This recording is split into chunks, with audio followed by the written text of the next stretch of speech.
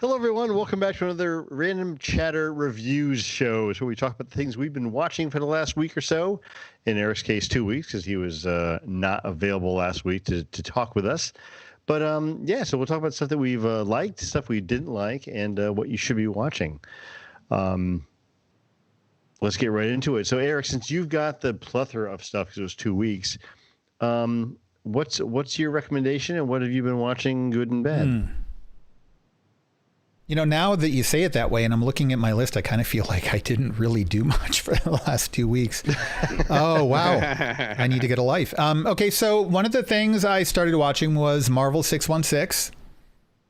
So for those of you who don't know, the name comes from, and Tim, you can correct me if I'm wrong on this, but it comes from the multiverse in the Marvel universe, where there are different Earths, and our Earth as we know it, the quote real world, is Marvel 616, universe number 616. Nice.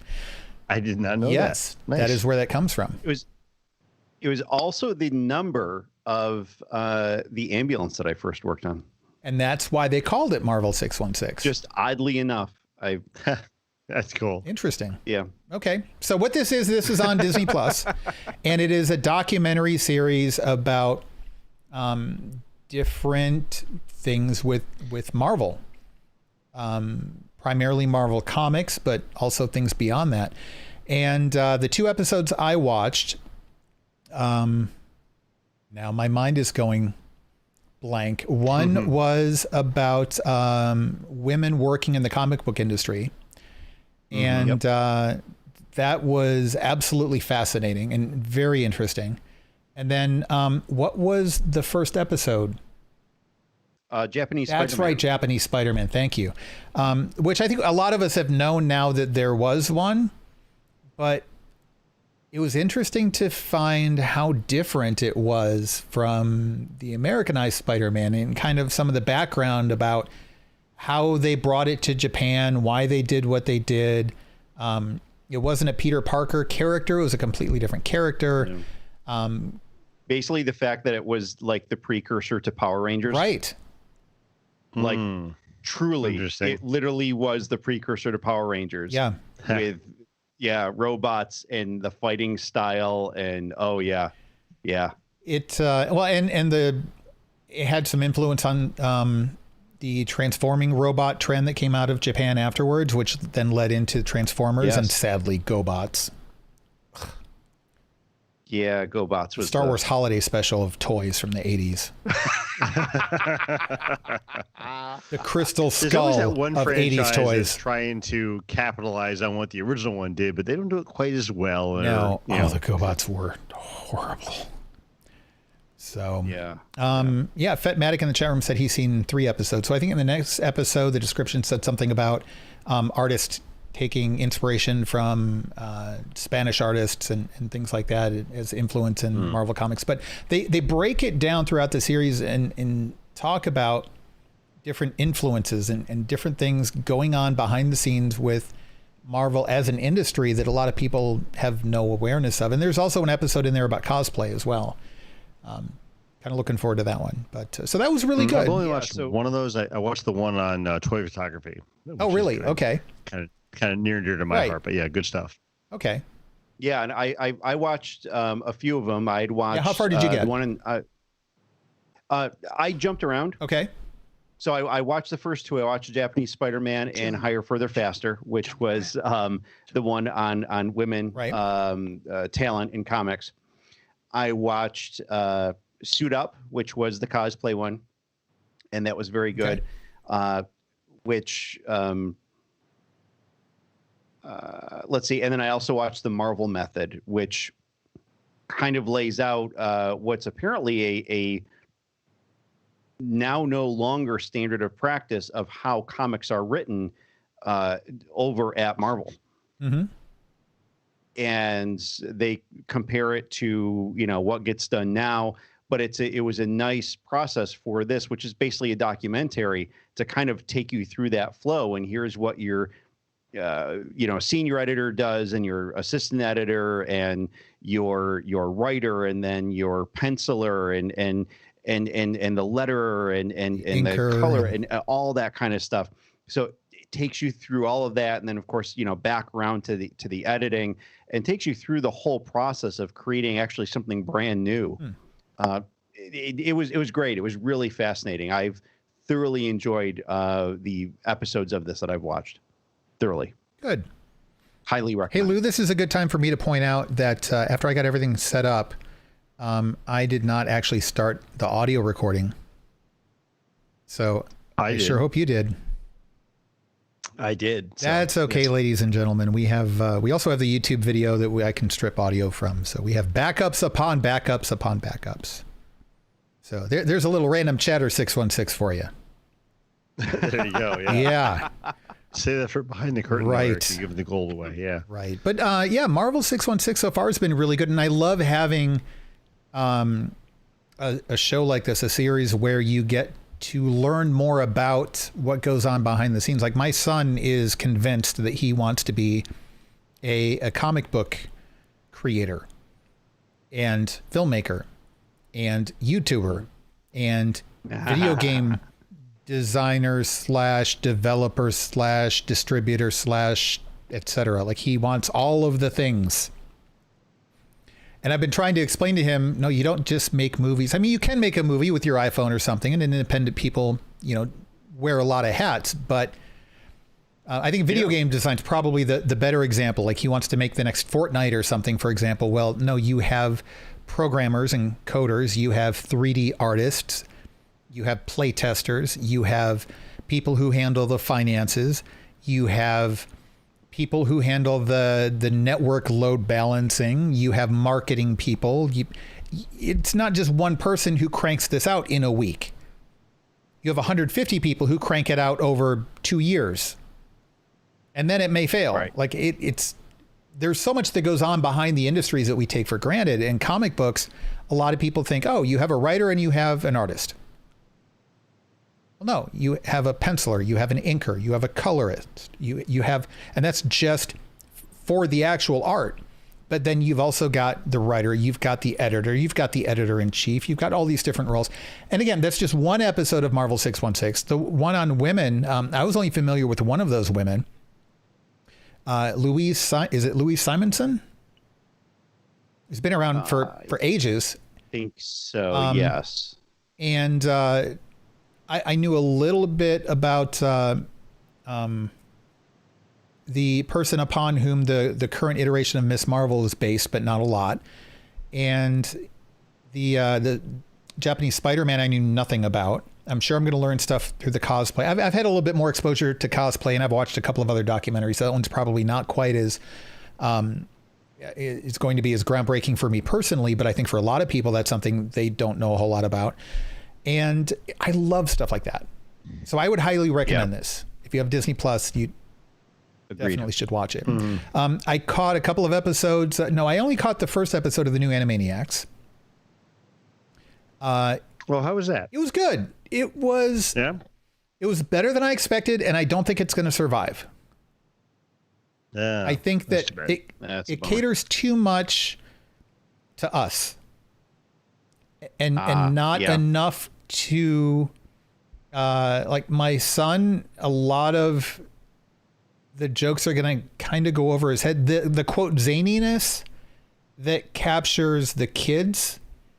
I think kids are getting that from enough other different places now that it's not going to have the same effect. Back when it came out, whenever it came out in the 90s or something, I remember little kids would like all the goofiness and bouncing around in the silliness, and all the adults would be getting all of the self-referential jokes and the Bill Clinton jokes and the industry jokes. And now it's so much of that, and the other slapsticky stuff, it just isn't that compelling anymore. I don't think for the kid side of things. And it's okay. Maybe it will survive, but it's going to survive based on the nostalgia factor about whether people like us and everybody listening and watching here are going to watch it. But I thought it was good. I thought it was a really good way to approach the reboot, and they were very self-referential about the reboot. In fact, the first episode, there was a song tearing apart reboots.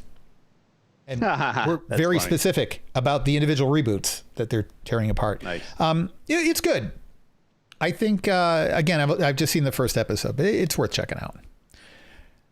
Cool. Let's see what else here. I don't get into anime very much at all, but I started reading Ready Player 2, and virtual reality has really had an uptick this year with the release of the Oculus Quest 2, which starts at $299 and is its own self-contained unit and is actually good quality.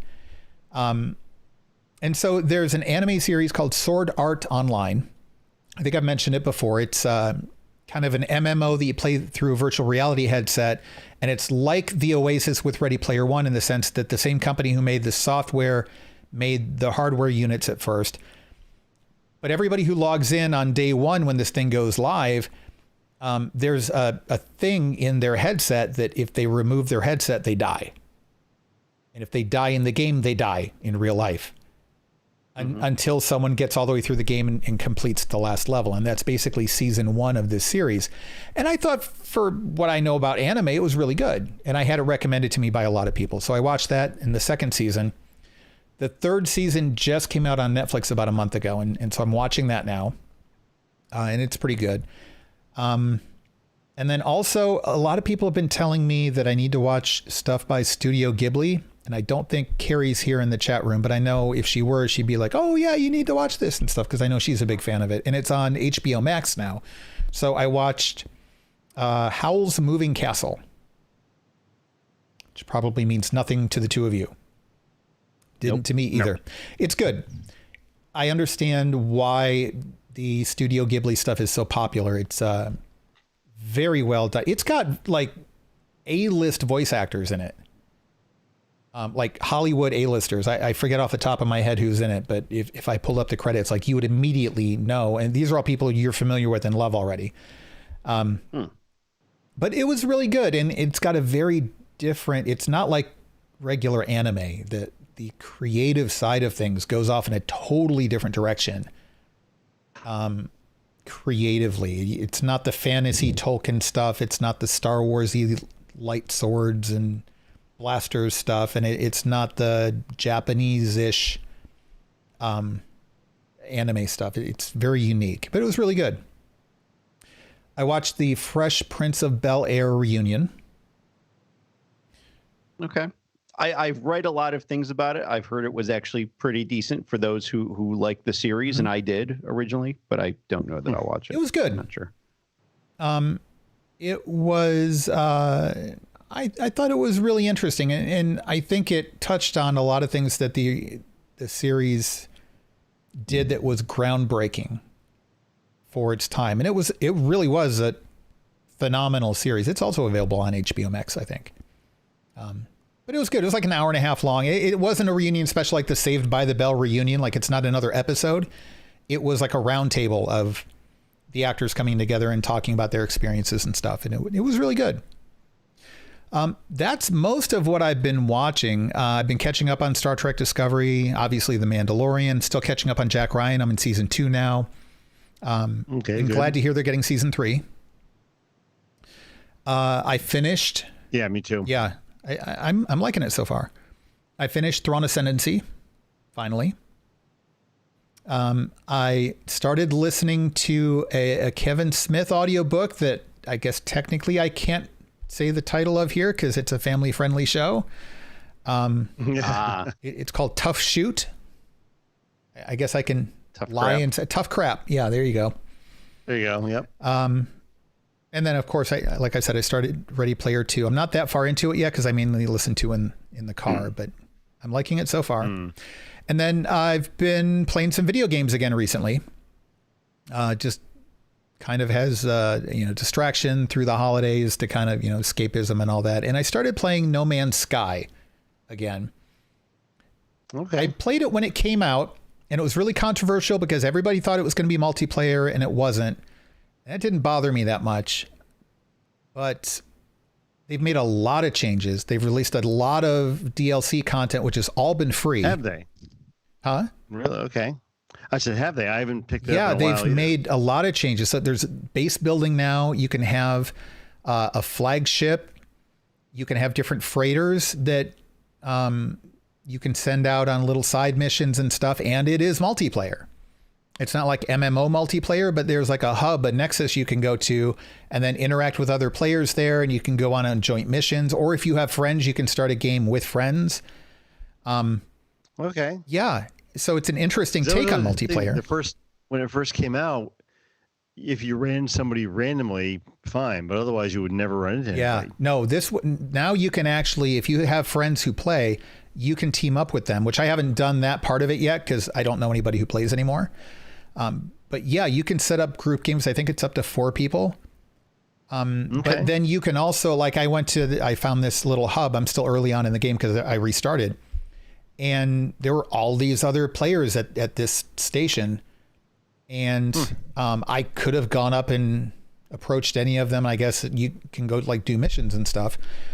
Now, did you restart the game or did you just go from where you... Okay. I restarted in part because I knew there were other aspects of it. And I kind of wanted to go back through the tutorial again because I also didn't remember the commands and all that. Yeah, I'd be lost too. And I mean, I had money in the other game and a decent ship, but I knew there were so many other things that I just wanted a clean slate. And I'm glad I did. Like, there's so much more in the first, 5 hours of gameplay in this. I've done more and followed more quest lines than I did in the first 30 some hours before. Like, they really give you a tutorial that takes you and guides you along and gets you moving. Like, I never felt lost in this. The old one, there was a lot of exploring and, I guess I'll go find something to do. You can still do that. Right. But this holds your hand a little bit more and keeps you from getting overwhelmed with the openness of everything, which is a big help. Oh, maybe I'll check it out again. Yeah. It's the base building seems to be very similar to Subnautica. I don't know if you're familiar with that or not. I'm loving it. I'm all in for now. Okay. I may give it a shot again because it's still on my PS4. Okay. Well, now I'm playing it on the Xbox. I still have the PS4 version, and it supports VR now. So if you have like an Oculus Link or something like that, you can play it in VR, and people are saying it's a really good VR game. So, cool. But that's it. That's all I've got. Okay. Tim, what about you? Let's see. Obviously, Marvel 616, as we had talked about. Caught a movie called Polar. Was released last year on Netflix. This movie has Mads Mikkelsen and Vanessa Hudgens in it. Really cool movie. Is it animated? No. Okay, so it's not what I'm thinking of. Okay. Definitely not safe for work. This is if you mix together like John Wick with like maybe almost like a Frank Miller style type of thing. Wow. I mean, John Wick kind of has an extreme, obviously, and then it gets amped up even more. And I'm not saying the Frank Miller like directing style where like it came out of a graphic novel, just kind of the extremes of blood and that kind of stuff that's in Frank Miller. It was really fun to watch. Highly actiony, really good. I would recommend it if you like that stuff. If you enjoy like actually anything, if you enjoy anything like from Frank Miller, or if you enjoy. When you say Frank Miller, are you meaning like Robert Rodriguez, who did the Frank Miller adaptations? Yeah, like Sin City and 300 okay, that kind of stuff. Yeah. Or John Wick, something like really good. I would recommend it. It's apparently actually based on a graphic novel that Dark Horse did. So there are some parallels there with Frank Miller again. Frank Miller didn't do the graphic novel, but so that was good. Did a full rewatch of Band of Brothers, and hey, Christmas movie season is here, so we watched White Christmas, which is a tradition here. The first day of decorating for Christmas in the house, we have White Christmas on. Watch Office Christmas Party for the first time. Haven't seen this before. How was that? So this was done in 2016. Yeah. Jason Bateman and Olivia Munn are in it. It was pretty funny. Yeah, it was pretty funny. We laughed. We enjoyed it. It was good. I mean, kind of typical for what you expect Jason Bateman to be in, because like he's not A-list. He's a little bit down. Yeah. But still a very entertaining actor. I love Jason Bateman movies. Oh, I do too. I do too. But he has a very, very specific brand of comedy and very specific roles that he gets put into. So yeah, that was just on some network, maybe, I don't know, FX or something like that. So I'm sure it's going to be playing a lot through the next few weeks. So most folks should be able to find that. Jeff Dunham, the ventriloquist, did a new holiday special. He apparently recorded this in October. It was done all like COVID safe, which was pretty much like self-referential in the entire special itself. It was done outside, socially distanced. Everyone was wearing masks, all that kind of good stuff. And it was fun. It was, I mean, all of, Ahmed the Dead Terrorist and, all those other characters that he has. It was a lot of fun. It was good. Apparently all material that he has never tested before. So it was all like fresh stuff. It was really good. Home Alone.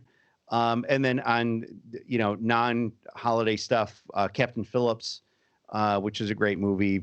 I've seen that a few times.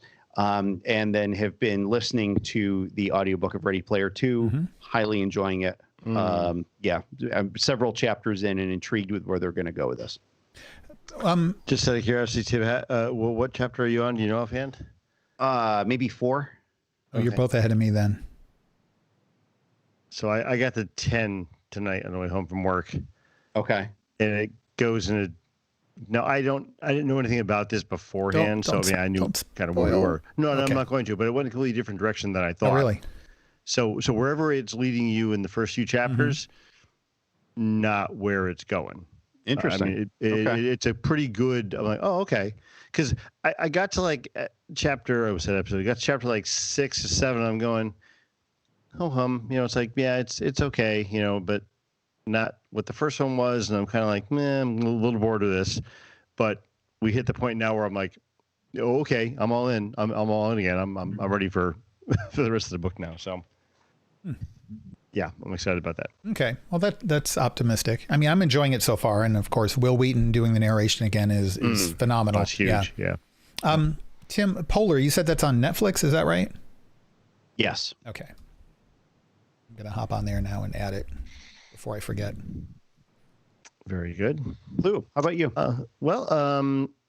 So for Movie Chatter this week, which we're recording on Tuesday evening, we decided to do Baby Driver as part of our heist movie continuation. Yep. And I had never seen it before. You guys were, hey, good movie, and I watched it, and I'm okay with it. Okay, yeah, it's pretty good. It's a fun movie. I mean, it wasn't.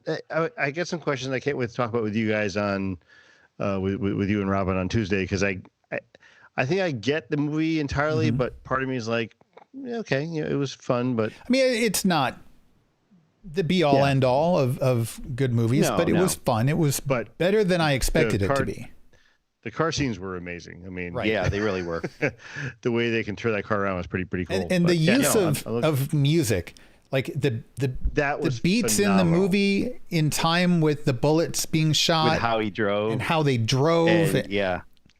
That was so artistically done, I thought. And I didn't realize how much the music was going to play into the story, not just supporting the story, but it played into his character and everything going on. Yeah, I was impressed with that part of it. And the way the audience gets to feel that synergy between the music and what happens in the film is supposed to be representative of how the character sees music in his everyday life.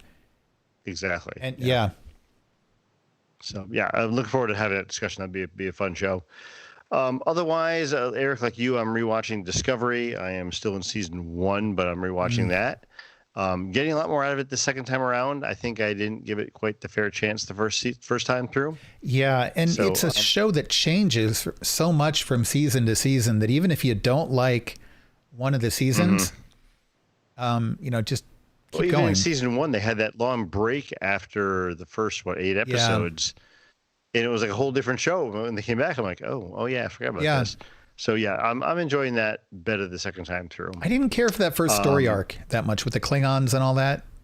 That really, I almost left the show. It was a good introduction to it. It was okay. It was get your feet wet because it gave you this backstory behind Michael Burnham and why she was where she was and what happened to her. But I'm excited about getting into season 2 because I did not do season 2 at all yet. I've only done season 1 and I got kind of bored, so I stopped, but I'm looking forward to season 2 now. Mediocre Modeler in the chat room, who, by the way, you should check out his YouTube channel. We've mentioned him before. He said he just started Discovery last week. I would say to the people starting it out, stick with it. If you like the Klingon storyline, that's great. It gets better. If you don't like the storyline for the Klingon stuff, that's fine. It gets better. It's only like half a season with the Klingon stuff, I think. Isn't it? Right. Yeah. I mean, they're around for a while, but like it's only really like Klingon heavy for that first half of season 1. And they're a big departure from what we've seen before from Klingons. So that kind of put me off too. But yeah. And I think it's probably easier to binge that too, because I don't know, watching it week to week, it just, I don't know. I almost left. I'm glad I didn't though. It was good. Yeah, me too. And I'm glad because it was tough being a new way to do this series too. It was on CBS All Access. It wasn't on. I'm like, I want my Star Trek on regular television. Right. Like, yes, I'm old. Yeah, you are. Of course, started Marvel 616, like you guys talked about before. The Mandalorian, of course, and we mentioned Ready Player One already. So, that's been my week. Cool. All right. Well, it sounds like there's a lot of good recommendations there, so you guys should go check it out. Sounds like a plan. And join us in Discord and let us know what you've been watching and what you think we should check out, because then we'll check it out and we'll come back here and we'll talk about it. So exactly. That's the best way to make that happen. It is the best way. Go to randomchatter.com/Discord and join and head to the Random Chatter channel and let us know what you think. And also, while you're typing things in the little address bar in your browser, go to randomchatter.com/YouTube and subscribe to the channel and like the channel, please. Not just like metaphorically. Well, I mean, like us metaphorically too, but click the like button. Click the little thumbs up icon down there too. And there's a notification button down there too. Let you know when we go live, when we post new videos. So be sure to do that.